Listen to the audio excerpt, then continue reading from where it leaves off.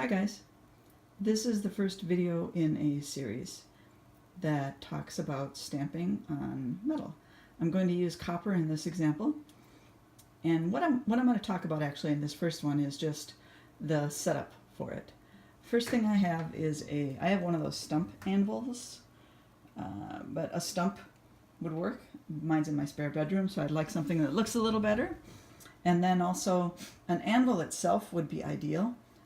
These also work for what I'm doing. I've got two heavy-duty blocks on here.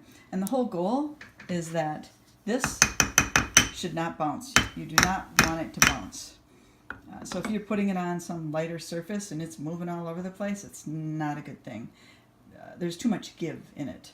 So anvil stump, two heavy-duty blocks, or a heavy-duty block also can work. There are some that are substantial, but generally probably not a small one. You could give it a shot for smaller stamps.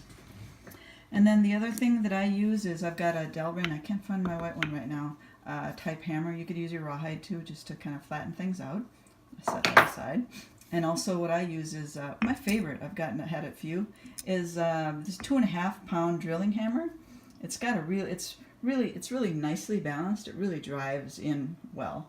And I like it. This one happens to be in Estwing. That's what I use, and you'll find something that may be your preference. A brass hammer. A lot of people really like those. I do use one of those for a smaller one. And other things that I like to use masking tape below, and sometimes masking tape to hold it down, depending, because again, you don't really want any movement. But for what I'm going to do right now, I'd like to be able to know if the stamp is locked in. And what else do I often use? Oh, I may use more tape. A shape like this, if I want to get something around a certain curve. It's an easy way to guide without drawing or having to follow. And another thing would just be some kind of a straight edge that you would line up and put your stamp against to follow along to get a straight line. Those are a couple tricks.